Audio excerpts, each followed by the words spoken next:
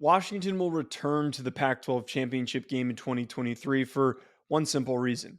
They have the most well-rounded roster in the conference and one of the most well-rounded in the country. And I know some might want to argue with me that they think that should go to Oregon or it should go to USC, but I look at every single position group front to back. This roster is led by all conference caliber players. And maybe some might argue most of these guys should be all Americans. Their offensive line is stout, one of the best offensive lines in the country, and I believe the best in the conference.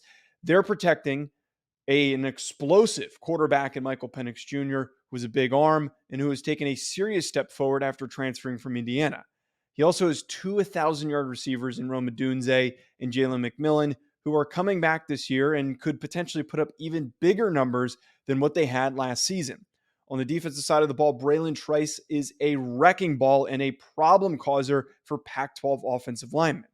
This team is set up to do serious damage in 2023, and it all starts with a favorable schedule that could lead them to an 11-1 record in the regular season.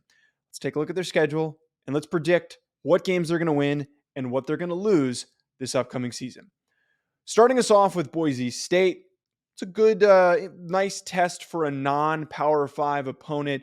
I like Boise State. I like what they can do this year in the Mountain West, but they're not going to beat Washington on the road. So a 1-0 start for Washington. And heck, it could be a splattering. We could get some serious numbers from that Washington offense.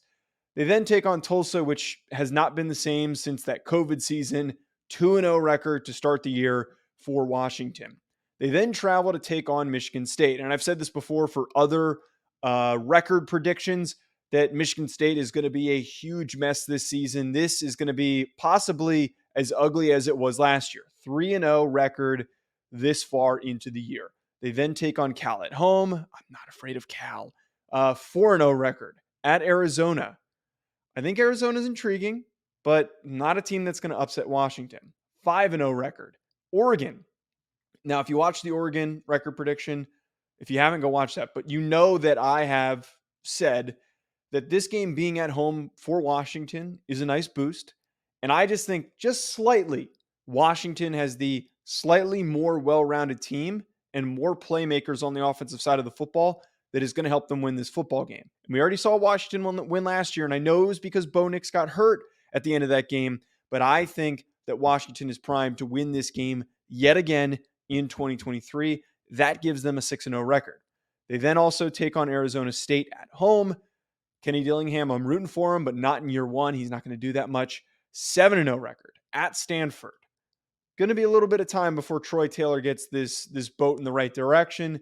8-0 record for Washington, and they're going to be very highly ranked. Watch them be somewhere in that top 7 with that 8-0 record. They then have a collision of the two most dominant teams in 2023.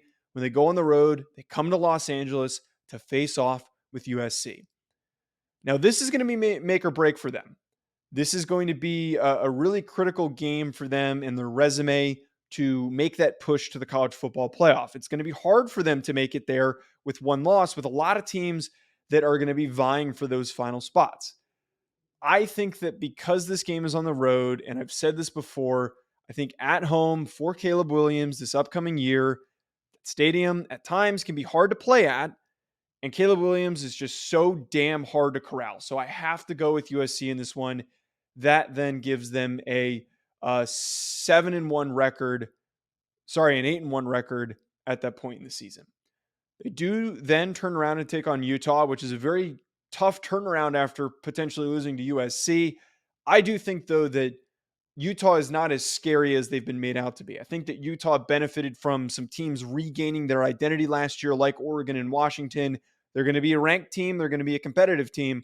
But I think that Washington beats Utah. That will then be a 9-1 record. They then go on the road at Oregon State. I like Oregon State, but not enough to beat Washington. 10-1 record. And then lastly, Washington State. We all know that I'm a big Cam Ward hack. I'm a big Cam Ward fan. And I think that he's got so much potential for what he can be as an NFL draft prospect. But the rest of this roster is pretty average. So 11-1 will then be that final record with that rivalry victory.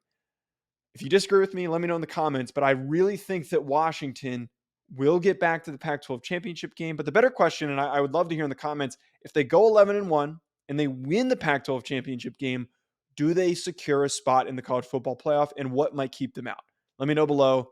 We'll be back with more. Make sure you check out Bet Online for all of your sports betting needs. For anything that I do betting related, I go on over to betonline.ag and I use promo code BELIEVE50. BetOnline has all of the latest updated odds for the NFL and college football seasons. Anything you need, whether it's futures, live in-game betting, no matter what, your football betting needs are met at BetOnline. And again, make sure you use that promo code BELIEVE50, BLEAV 50 to get a 50% welcome bonus on your first deposit. Bet Online, where the game starts.